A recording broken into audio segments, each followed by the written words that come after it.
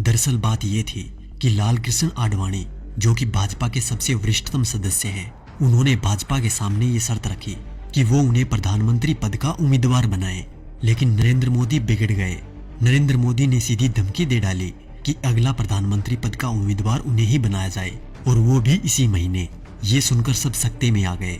खबर जैसे ही दिल्ली पहुंची, आनन फानन में भाजपा हाईकमान की मीटिंग हुई। नरेंद्र मोदी और आडवाणी दोनों के बीच सुलह करवाने का प्रयास हुआ और अंत में ये निर्णय लिया गया कि चुनाव लड़ने के लिए धन की व्यवस्था आडवाणी और मोदी में से जो भी करेगा, पार्टी उन्हें ही प्रधानमंत्री पद का उम्मीदवार बनाएगी। अपने 12 साल के गुजरात के शासन के दौरान नरेंद्र मोदी की मित्रता कुछ बड़े उद्योगपतियों के साथ थी, जबकि आडवाणी के साथ ये सुविधा नहीं थी। धन की व्यवस्था करने में नरेंद्र मोदी सफल रहे। अब उसके बाद घटनाक्रम धीरे धीरे बदलने लग गया। पूंजीपतियों ने भाजपा के सामने शर्त रख दी कि भाजपा को तभी धन उपलब्ध करवाएंगे जब नरेंद्र मोदी को प्रधानमंत्री पद का उम्मीदवार पार्टी घोषित कर दे। भाजपा को पूंजीपतियों के दबाव के आगे झुकना पड़ा और नरेंद्र मोदी को प्रधानमंत्री पद का उम्मीदवार बनाना पड़ा। आडवाणी नाराज होकर कोप भवन में बैठ गए। उसके बाद धीरे धीरे घटनाक्रम बदला।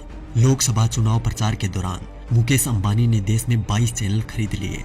इन चैनल को ये निर्देश था कि वो दिन रात मोदी का प्रचार करे, उनकी रैलियों के भाषण लाइव टेलीकास्ट करे और समस्त विपक्षी नेता यानी आज के विपक्षी नेताओं पर तंज कसने के लिए कहा गया। मायावती, अखिलेश, केजरीवाल, राहुल गांधी, सोनिया गांधी, लालू समेत तमाम नेताओं पर तंज कसने के लिए कहा गया। मीडिया ने यह काम बखूबी किया भी। तकरीबन 600 वेबसाइटों को मुकेश अंबानी ने खरीद लिया।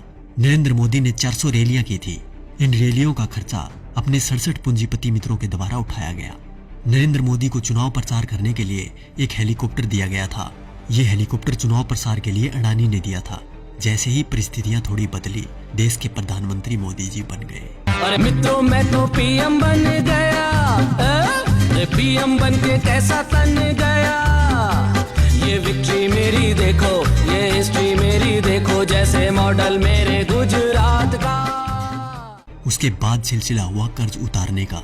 तो सुनिए क्या क्या हुआ। अडानी को ऑस्ट्रेलिया के क्वींसलैंड शहर में खनन के लिए 600 करोड़ का कर्ज नरेंद्र मोदी ने दिलवाया। उनके पिछले 67,000 करोड़ के लोन को माफ कर दिया गया। मुकेश अंबानी को फ्री में 4G स्पेक्ट्रम दिए गए। इसके अलावा मुकेश अंबानी की कंपनी पर पिछली सरकार द्वारा लगाया गया जुर्माना माफ कर दिया गया। उनके भी कुछ कर्जों का राइट ऑफ कर दिया गया। दैनिक जागरण अखबार ने लोकसभा प्रचार के दौरान नरेंद्र मोदी का बखूबी साथ दिया था, इसलिए इस अखबार के मालिक को मोदी जी ने राज्यसभा में सांसद बना दिया। दैनिक भास्कर अखबार, जिसके मालिक वेदांता कंपनी है, उसको मोदी जी ने छत्तीसगढ़ में कोयले की खदान दिलवा दी। जी न्यूज, जिसने दिन रात नरेंद्र मोदी का प्रचार किया और आज भी कर रहा है, उसके मालिक सुभाष चंद्रा को भाजपा ने राज्यसभा सांसद बना दिया। और अब बात करें किसान और गरीब लोगों की, तो शायद उनके बारे में मुझे बोलने की जरूरत ही नहीं, क्योंकि सभी नेता कोई भी पार्टी का हो एक ही बात बोलता है, कर्ज माफ, लोगों को नौकरी और लड़कियों को सम्मान। तो क्या हुआ भाई साहब, कर्ज तो आप सभी का माफ हो ही गया होगा और नौकरी भी लग गई होगी, आराम से घर बैठकर खाने की। वैसे देखा जाए तो हम जवानों को इस फोन से फुर्सत मिले तब ना। 4G की लहर ऐसी आई है, हमारी आवाज तभी निकलती है जब टिकटॉक और PUBG बैन हो जाए। वैसे भी टिकटॉक के बैन होते ही अंबानी ने 5 बिलियन का ऑफर दे दिया टिकटॉक को कि हमें बेच दो, हम खरीद लेंगे। और रही बात PUBG मोबाइल गेम की, तो PUBG बैन होते ही खबर आई कि हम 4G गेम मैदान में उतार रहे हैं। अच्छी बात है, मेक इन इंडिया होना भी चाहिए, पर शायद अब इस गेम से युवा गलत दिशा में नहीं जाएंगे, क्योंकि इसको गंगा के जल से धोकर लॉन्च किया जाएगा। तो देखा दोस्तों, ये थी खबर। बाकी जो मीडिया दिन रात आपको दिखाता है वो तो सिर्फ उसका प्रचार है। साथियों, ये खबर हर फोन में होनी चाहिए, जिससे कि बीजेपी की इस करतूत का सबको पता चल जाए।